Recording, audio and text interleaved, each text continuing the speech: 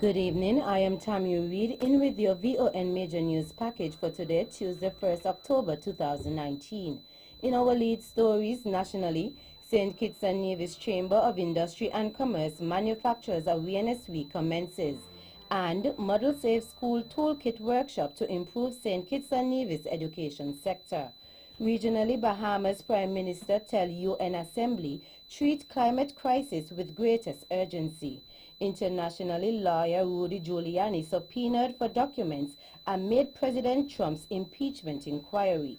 And in sports, Guyana Amazon Warriors beat TKR with 8 straight win in CPL match. We'll have the details to these and other stories after this message.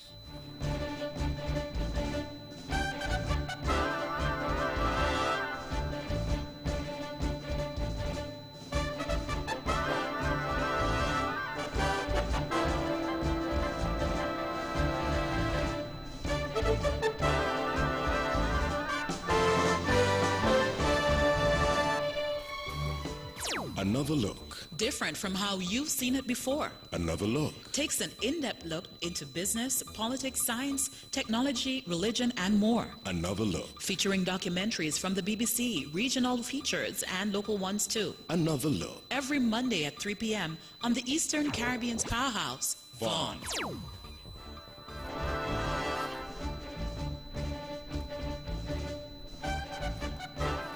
Welcome back, and now the national news in detail. Manufacturing connecting the world. That is the theme under which Manufacturers Awareness Week 2019 is being observed here in St. Kitts and Nevis. The week of activities organized by the Manufacturers Division began on September 29th and will conclude on October 4, 2019, and is aimed at showcasing and increasing awareness of the manufacturing sector in St. Kitts and Nevis. According to Minister of International Trade and Industry, Commerce and Consumer Affairs, the Honorable Lindsay Grant, the manufacturing sector of the Federation continues to be an important and significant contributor to the country's economic development. In fact, it contributes some 6% to the GDP.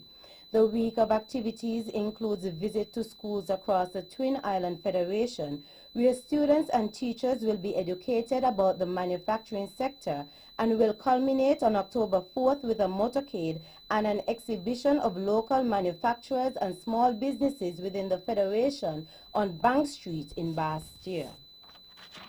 A Model Safe School Toolkit workshop is currently ongoing at the Ocean Terrace Inn, OTI, St. Kitts.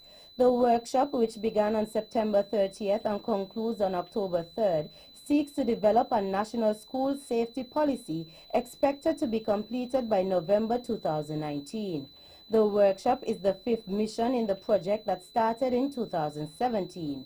The Model Safe School Toolkit was born out of the Model Safe School Program, MSSP.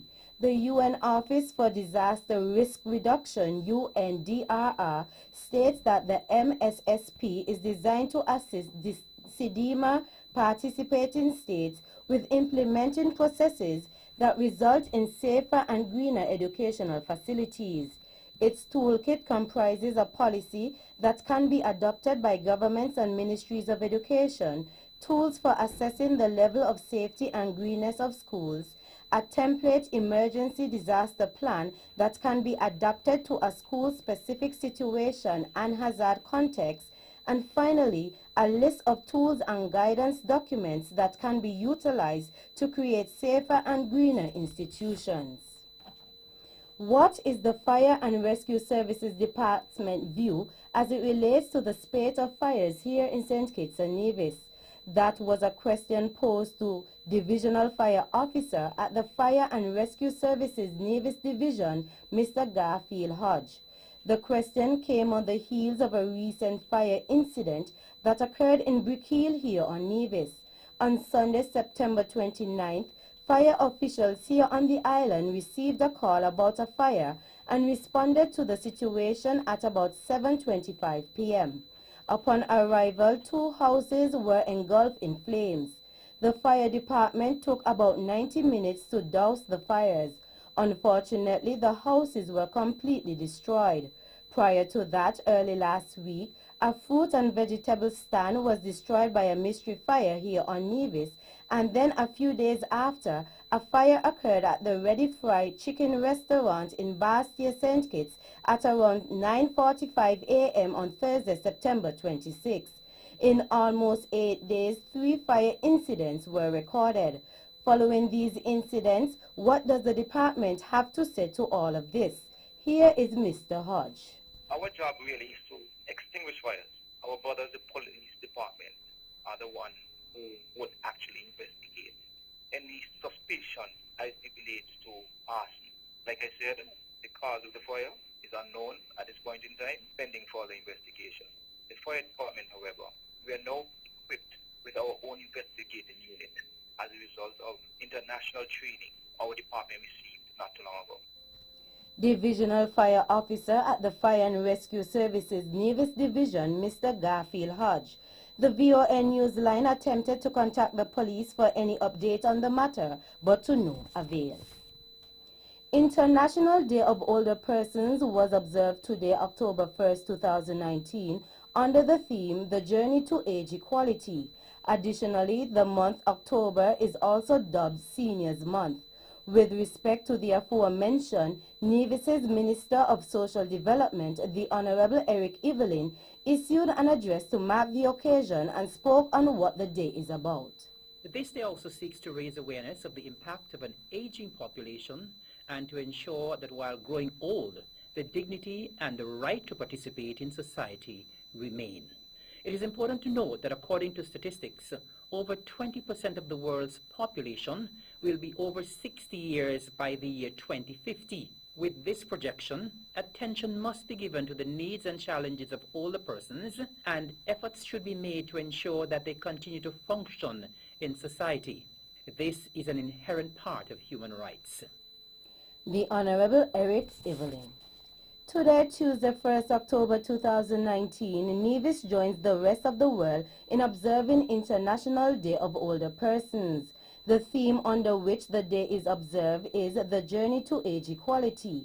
The day is celebrated by raising awareness about issues affecting the elderly, such as senescence and elder abuse. In light of this, the Social Services Department Seniors Division here on Nevis has dedicated the entire month of October towards honoring the elderly and has planned a number of activities to show appreciation to older persons for their contribution to society. Deputy Director at the department and head of the Senior Division, Joyce Movin, in speaking to the VON Newsline, noted two of the major activities for the month.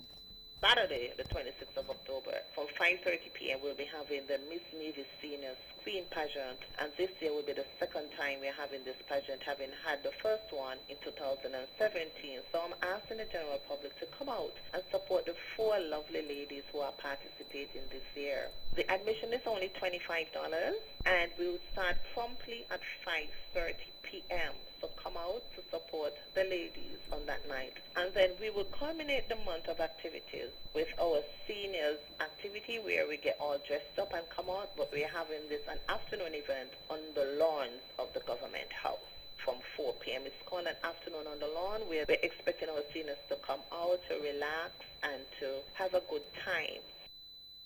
Also had this to say.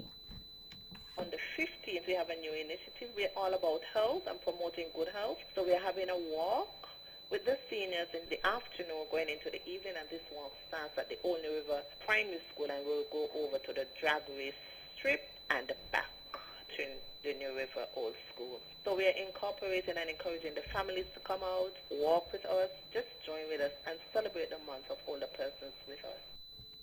Deputy Director at the Department of Social Services and head of the Seniors Division, Joyce Movin. The month of observance is twinned with the observance of teachers. Meanwhile, the Social Services Division has launched its annual essay competition in observance of the month of older persons. Essays will be on the topic, what are the qualities and accomplishments that are necessary to justify senior citizens as human rights champions. A release from the department noted that there will be 3 judge categories: primary school children 12 years and under 600 words, Secondary school persons 13 to 18 years 1,000 words, and seniors adults 55 and over 600 words. The deadline for submission of essays is Tuesday 15th October, with winners will be announced on Tuesday 29th October. All entries must have an introduction and a conclusion, as entries will be judged on content, subject, creativity, structure, and grammar. All entries must include a cover page with the participant's name and contact number. Finally, the Ross University School of Veterinary Medicine, RUSVM in St. Kitts, provided a donation of back-to-school supplies to youth at 2 primary schools and other community organizations.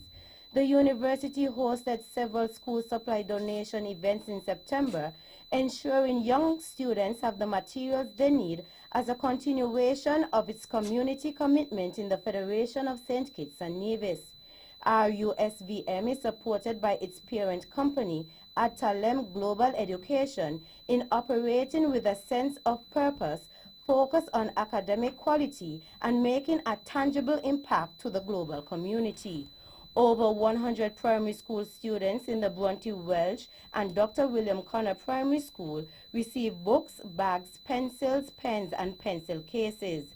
Additionally, the Mulfield Explorers Club was gifted school supplies for 40 at-risk youth in the Federation. The organization engages young people to encourage positive community involvement as part of the Federation's crime reduction and prevention strategy. Dean of RUSVM, Sean Callanan, said Ross University School of Veterinary Medicine is pleased to support local students as they begin the school year. That's the national news segment. You can visit our website at www.vonradio.com or check us out on Facebook at Von Radio or our Von Radio YouTube channel for these and other stories.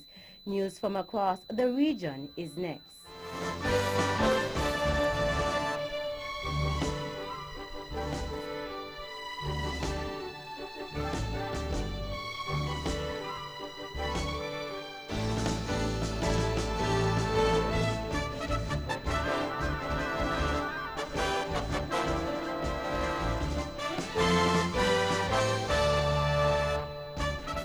Life can be more fulfilling when we take the time out to smell the roses. And that's why your friends and family at the Bank of Nevis are experts at picking the flowers that best describe you. Whether you're planning to treat yourself after a long work week or finally getting around to that closet update, you deserve all the special things that life has to offer. And the Bond Visa card is here to help you achieve it. With just a swipe, you can turn a last-minute lunch date with friends and family into something worth remembering, with memories that will last a lifetime.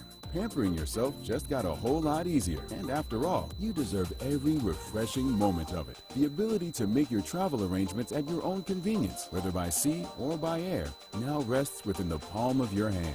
With a single swipe, the Bond Visa card can put a world of difference between life and truly living, whereas the only limit you may have is your own imagination.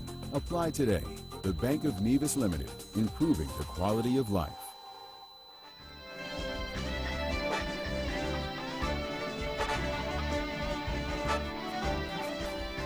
Welcome back, and now the regional news in detail. Bahamas Prime Minister Hubert Minnis has urged the UN General Assembly to treat climate crisis as the greatest challenge to the planet. His plea came nearly 1 month after Hurricane Dorian devastated 2 major population centers in the archipelagic nation of Abaco and Grand Bahama. I add my urgent plea to the cries and voices of many other leaders and citizens of the global commons, urging the nations of the world here assembled to treat the global climate emergency as the greatest challenge facing humanity, he said. Hurricane Dorian slammed the 2 islands in the northern Bahamas, causing a confirmed 56 deaths so far. 600 people are still missing. At its peak, the hurricane packed winds of 185 miles per hour and generated storm surges as high as 23 feet. Prime Minister Minnis described Hurricane Dorian as a physical apocalypse for some communities, including Marsh Harbor, the formerly picturesque main town of Abaco, now reduced to rubble. Meantime, the World Health Organization has mobilized US $1 million from the contingency fund for the country's hurricane response. Cuba's foreign minister has condemned the United States for imposing blockades and other criminal, non-conventional measures that are hindering his country's progress, Caribbean 360 says. Addressing the UN General Assembly on Saturday, Bruno Rodriguez Parilla painted a grim picture of the foreign trade obstacles, banking and financial restriction, and travel limitations, which he said are part of Washington's steady and qualitative increase in hostilities against Havana. Meanwhile, he stressed that the U.S. imposed economic, commercial, and financial blockade continue to be the main obstacle to the country's development, with companies transporting fuel, flag states, states of registration, as well as shipping and insurance companies all being threatened and persecuted by the U.S., Cuba has been facing severe difficulties and forced to adopt temporary emergency measures. He rejected all such target measures, saying the U.S. itself is drowning in a sea of corruption, lies, and immorality. Moreover, Rodriguez pointed out that last week, in its anti-Cuban obsession, the U.S. had blamed Cuba for the failed plan to overthrow the Venezuelan government. The Barbados government remains committed to addressing and overcoming the increasing childhood obesity prevalence in the island. Minister of Information, Broadcasting and Public Affairs, Senator Lucille Moore, expressed this commitment as she addressed the Heart and Stroke Foundation of Barbados Childhood Obesity Prevention Media Managers Orientation at Hilton Barbados Resort. Senator Moore reminded her audience that the Ministry of Education, Technological and Vocational Training was in the process of making it compulsory for all school cafeterias to serve only healthy meals. She pointed out that the Ministry of Health and Wellness was also currently preparing guidelines on front of package labeling, about which the Barbados Government Information Service, BGIS, and the media could help to build awareness and sensitize children. She gave the assurance that the BGIS and the Caribbean Broadcasting Corporation, which fall under her ministry's purview, would continue to play their role in wrestling childhood obesity to the ground. Childhood obesity, Minister Moore indicated, was a public global health concern from which Barbados was not exempt. News from the Dominican Republic. The vehicle sector has become one of the strongest in country's economy, with sales of US $2.4 billion a year, selling 20,000 new and 122,000 used autos. Based on an article from DominicanToday.com, President of the National Vehicle Dealers Association, Marlon Bonelli, said that internal taxes figures show that in 2015, sales reached 130.5 billion Dominican pesos.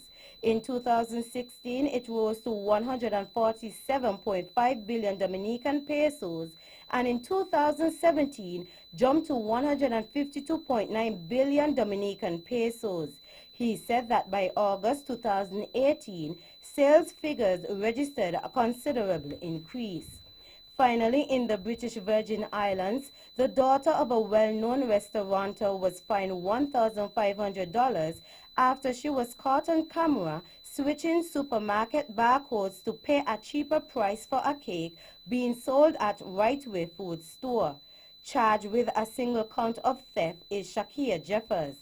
Jeffers, who initially pleaded not guilty, was fined after having a change of heart and admitting to the offense when she appeared before Magistrate Ayana Baptista Brio on Wednesday. However, the court further said the first-time offender's early guilty plea, her remorse, among other things, went in her favor as mitigating factors. In the meantime, the court ordered the offender to pay the fine immediately or spend a default sentence of 2 months at Her Majesty's prison. That's it for our regional stories. Stay with us for news around the world.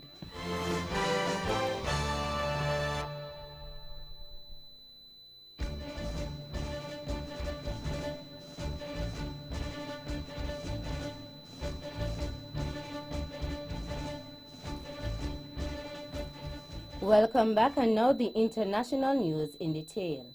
Democrats have demanded records from the president's personal lawyer, the next step of an effort that could remove Donald Trump from office. Rudy Giuliani has admitted to asking Iranian officials to investigate widely debunked corruption allegations against Democratic rival Joe Biden. Lawmakers issued a subpoena for those communication records from Mr. Giuliani. The request is part of impeachment proceedings against Mr. Trump, spurred by a whistleblower complaint. The whistleblower, reportedly a CIA officer, revealed concerns among a number of White House officials that Mr. Trump had attempted to pressure a foreign leader into investigating a Democratic political rival. A rough transcript emerged last week of that call between Mr. Trump and President Zelensky, revealing that Mr. Trump urged Mr. Zelensky to investigate the discredited allegations against Mr. Biden, a 2020 Democratic frontrunner, and his son.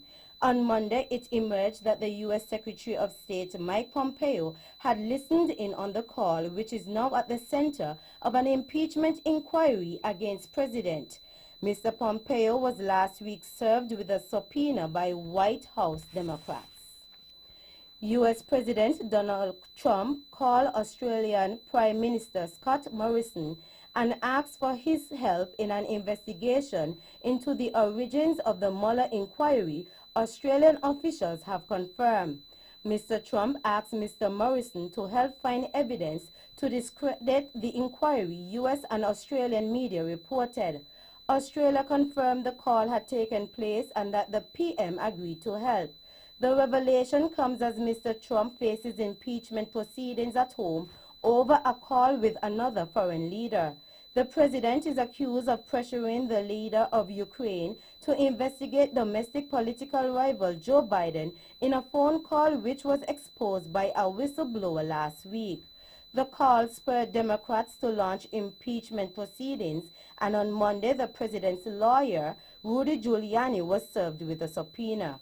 Meanwhile, the Washington Post has reported that U.S. Attorney General William Barr held private meetings with Italian and British intelligence officials to ask for assistance in the investigation of the Mueller inquiry. Reggae legend Bob Marley has been honored with an English Heritage Blue plaque at the London house he lived at when he finished recording the groundbreaking album Exodus. The plaque marks where Marley lived with his band The Wailers in 1977 at 42 Oakley Street in Chelsea. It comes after a drive to uncover more addresses of ethnic minority figures. Blue plaques commemorate the link between a location and an individual who was regarded as eminent in their field. Marley and the Wailers' famous Exodus album included hits such as Jammin', Three Little Birds, and One Love. The plaque had been struck in the planning process because Marley was not registered in phone directories or electoral registers. Finally, an activist involved in anti-government protests in Hong Kong has been shot in the chest by police during a clash. The incident came as thousands of people demonstrated in defiance of a protest ban for the 70th anniversary of communist rule in China. The BBC's Stephen MacDonald reports. Well, very violent clashes seen here on the streets of Hong Kong today. Fires lit. At one stage, we saw the entrance to an underground train station on fire. Water cannon was brought in. Of course, we've had this report now that one of the activists was shot in the chest with a live round from a police officer.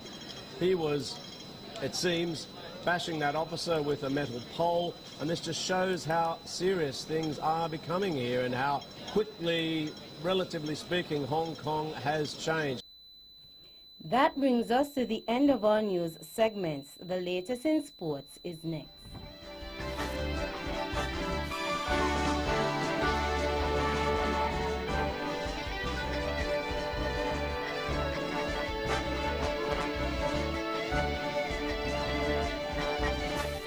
Every summer has has a story. Create yours when you pick your summer loan from TDC Financial Services. Pick up to $25,000 unsecured. Pick your rate, pick your due date, pick your prices. Whether it be TDC gift cards, OTI vouchers, or back-to-school vouchers, and more. Pick what you spent $25,000 on and create your summer story when you pick your summer loan from TDC Financial Services, where money is made easy.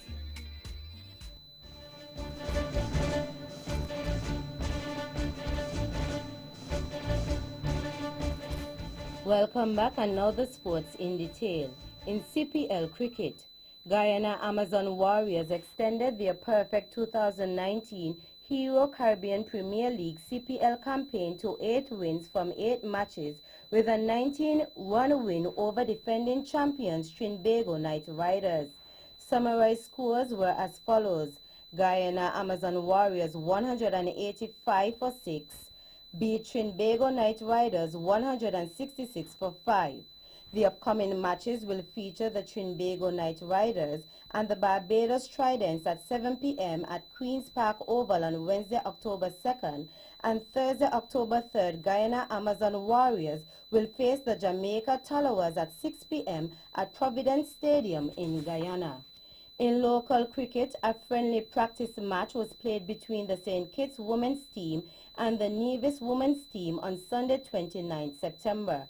Summarized scores: Nevis 172 for 1 in 20 overs.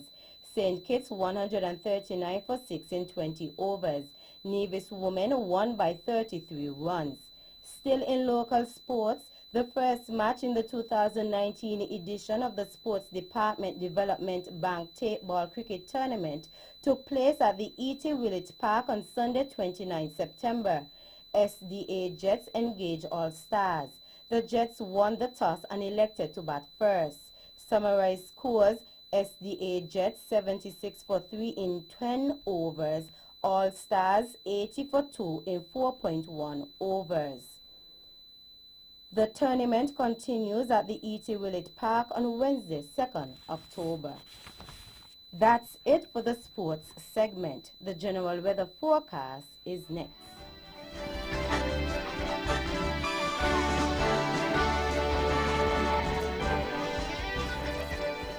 Welcome back, and now the local weather forecast for St. Kitts and Nevis.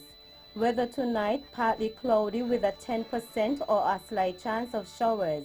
Weather tomorrow, mostly sunny with a 40% or a moderate chance of afternoon showers due to local cloud build-up as a result of daytime heating.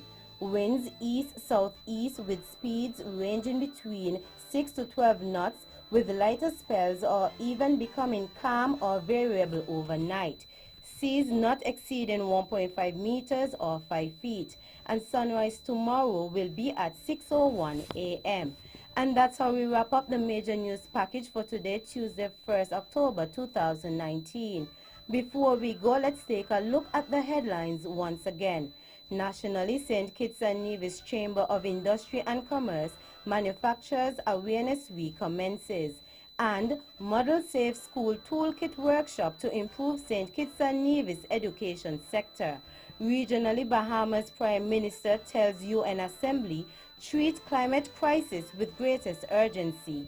Internationally, lawyer Rudy Giuliani subpoenaed for documents amid President Trump's impeachment inquiry. And in sports, Guyana Amazon Warriors beat TKR with 8 straight win in CPL match. On behalf of the rest of the news team, I am Tammy Reed, wishing you a pleasant evening.